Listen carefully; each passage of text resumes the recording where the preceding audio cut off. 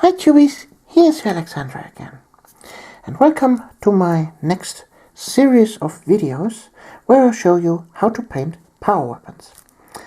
The miniature you see in front of you was kindly sponsored by Mitchell Cipriano. I hope I have pronounced that right. Well,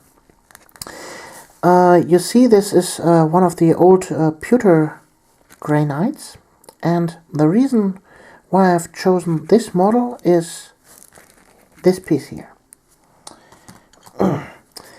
Well, this is a really nice power sword, and this gives me the option to paint for you this sword over and over again.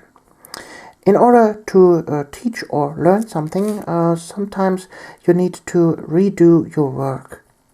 So, and the best way and the cheapest way to do this is take a pewter model, because they are very easy to strip. So, I will paint this, strip it, and paint it again, and strip it again, and paint it again. So, and I don't have to buy new models for that. So, in this series I will show you how to paint different variants of power weapons in different painting styles, different painting techniques, and you can choose your own style, what you like. So what I will do first is prime this part here, the blade of this power sword, and we see us in a second. So, Chewies, there I am back.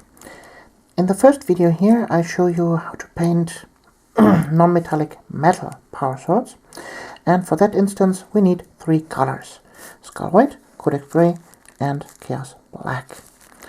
Like you can see here, I have previously primed him in gray, but you could also use black primer or white primer. It's just personal preference or what I've now available. And well, my black primer and my white primer is empty, so I just have here the gray primer, so don't ask why I use always gray primer right now.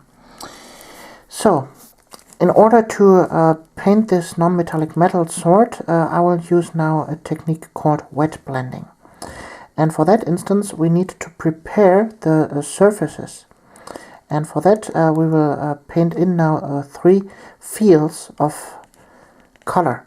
A dark here, then a middle gray tone here, and white here, and the opposite on the other side. So black here, gray here, and white there.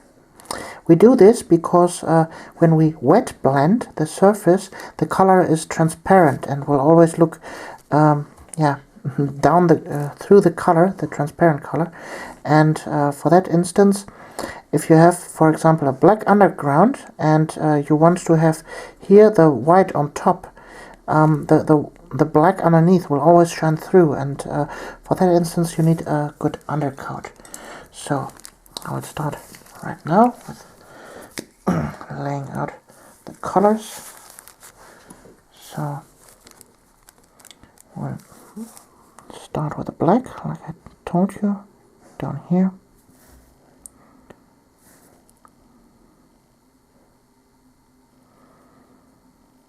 So up to maybe this area here, and then up here, this side.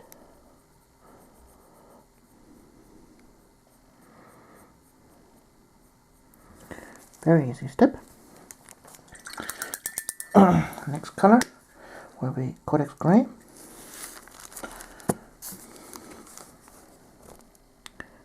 We'll paint here right in the middle, on both sides.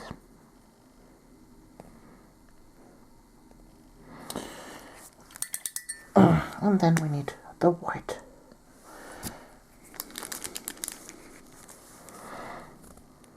Up here.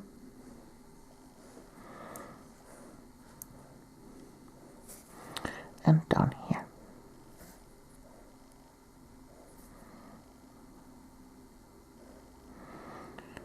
So now I will make a tiny little transition here between the spots with the gray and the white.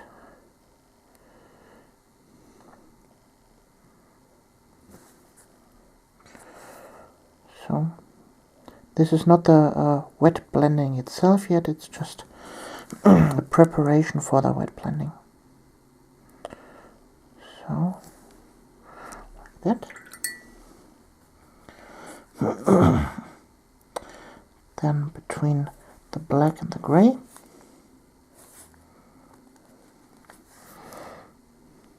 Around here. And there.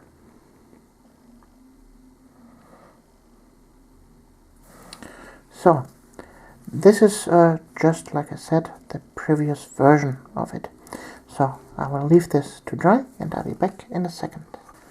Okay, now the blade is dry. It is very important that the blade at this stage is absolutely dry, because when we wet blend, we don't want to rip off the color underneath because it's wet. So, totally dry, that's the thing. Here on the palette you can see I have prepared the colors. This here is black, white and gray. And these colors are very liquid, as you can see. So I have watered down them quite a lot. And, well, I can't give you the exact ratio. This is something you have to figure out for your own, like I said, personal preference and what you could handle. So just try it out. I will start now with the black and paint in, again here over the black, the new wet version of the black, so up to here. And what you hear in the background is my annoying dog. But we won't get ourselves disturbed by that. So, we need to be fast here. And take now the gray on the brush, and we will immediately blend these colors together. So you paint the gray in and then start to pull it down here. Now at this point, wipe off the brush and start to mix those colors directly on the blade.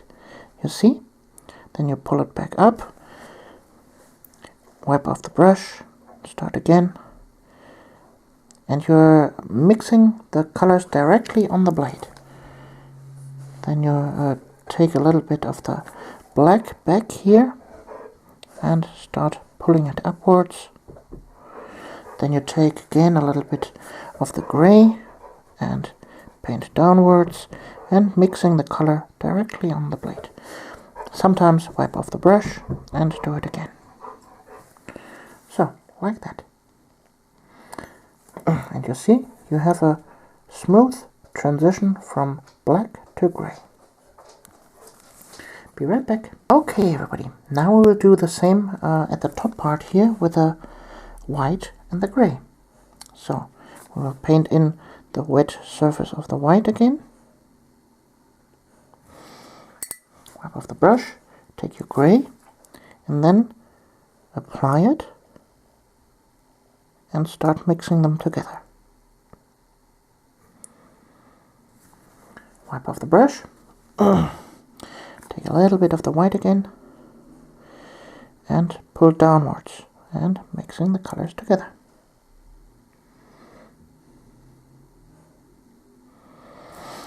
So, backwards, gray again, and upwards.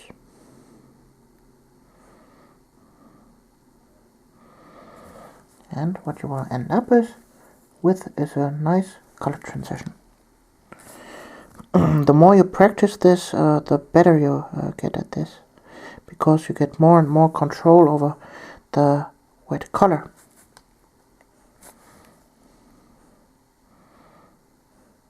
You see? And there we have it. Well, here's a little bit rough, but we can fix that easily with a little bit more white. Downwards. Down again, the gray. Upwards. Wipe off the brush. And doing it again. So. And there we have now a very nice color transition from dark to bright. I won't do the other side, it's just the same. So to finish up this look, a very easy step is made. Just take some not so wet white on the brush, and then you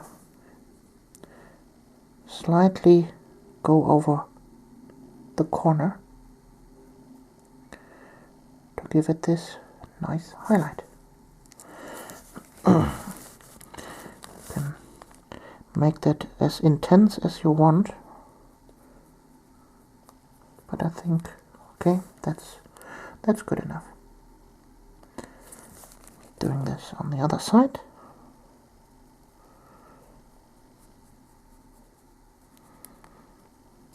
Like that. And there you go. Your first non-metallic metal blade. What you can also do is make it here in the middle line, but this is very hard to achieve.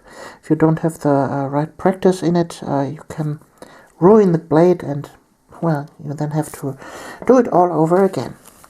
But I will try it right now. I hope I can get it right. Very barely touching. Barely touching. See? Just like that.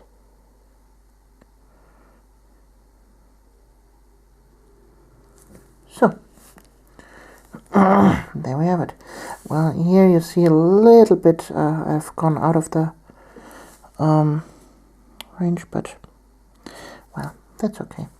We can fix that by applying some strokes in it. Now, for example, like that. See?